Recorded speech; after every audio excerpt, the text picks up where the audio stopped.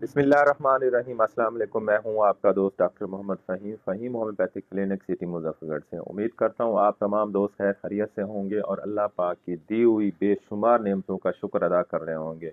जी दोस्तों, आज का जो टॉपिक है वो बड़ा ज़बरदस्त टॉपिक है, क्योंकि जैसे जैसे सर्दी है ना, इन सर्दियों में लोग गोश्त वगैरह बहुत ज़्यादा इस्तेमाल करते हैं। जो जिस्म में प्रोटीन की कमी हो जाती है उसको पूरा करने के लिए विटामिन B12 की कमी हो जाती है और विटामिन डी की कमी होती है, तो उसको पूरा करने के लिए अक्सर लोग जो है ना वो गोश्त ज़्यादा इस्तेमाल करते हैं।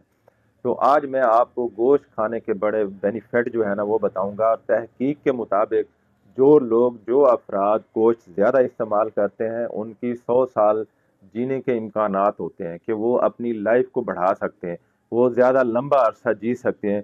और उनकी थोड़ी सी हम आपको तफसील बताएंगे कि इसकी क्या वजूहात होती है, किस वजह से जो है ना कहाँ कहाँ पे गोश्त का फ़ायदा होता है। विटामिन डी और B12 की जो कमी होती है ये उसको पूरा करती है। 100 साल जीने वाले लोग पर तहकीक की गई है कि क्यों इनकी लंबी ज़िंदगी है, वो किस वजह से ज़्यादा वो जी रहे हैं, उनकी खुराक क्या थी, उन्होंने क्या क्या खुराक खाया, तो उसके ऊपर जो तहकीक की, तो वो लोग जो है ना दुनिया के मुख्तलिफ इलाकों में, मुख्तलिफ मुल्कों में तहकीक की, जैसे जापान, इटली, यूनान के लोग जो है ना इसके सामने आए।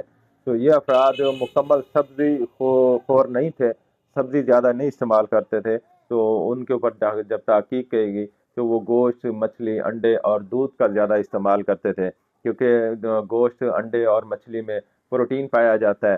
तो जब ये तहकीक हुई कि तो उनकी जो लंबी ज़िंदगी है उसका राज क्या है, उसके पीछे कौन सी खुराक है जो वो इस्तेमाल की थी, तो वो गोश्त ज़्यादा इस्तेमाल किया गया था।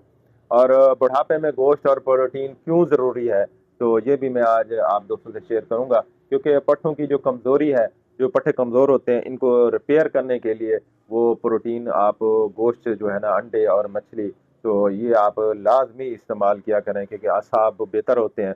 तो ये लंबी ज़िंदगी के जो है ना ये सुनहरी असूल हैं। उम्र के साथ पट्ठे तेज़ी से कमज़ोर होते हैं। जैसे जैसे इंसान की उम्र बढ़ती है तो उसके ना पट्ठे वगैरह कमज़ोर हो जाते हैं।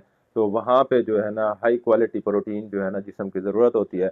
तो आप हफ्ते में 2 या 3 बार जो है ना गोश्त को लाजमी इस्तेमाल करें, और हफ्ते में 2-3 बार आप सब्जियों को इस्तेमाल करें, तो आपकी सेहत भी ठीक रहेगी। तो ये आपकी लंबी ज़िंदगी का एक राज भी है।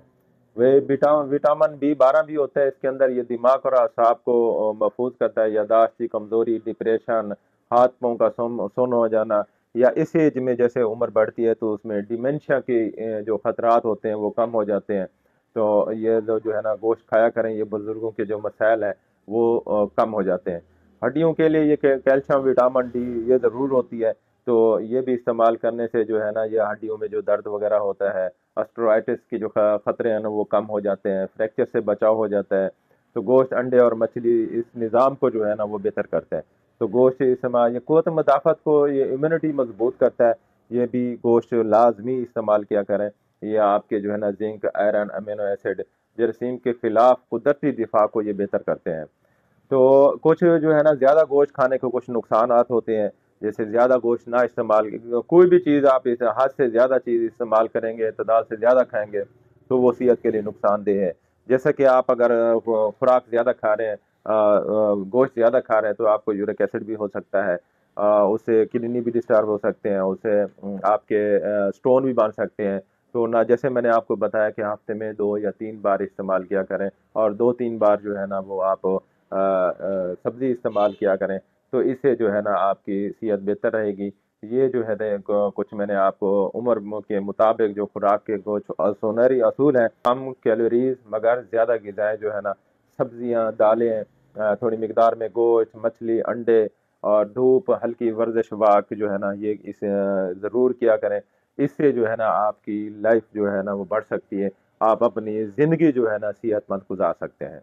दुआओं में याद रखें। आपका दोस्त डॉक्टर मोहम्मद फ़हीम। अल्लाह हाफ़िज़।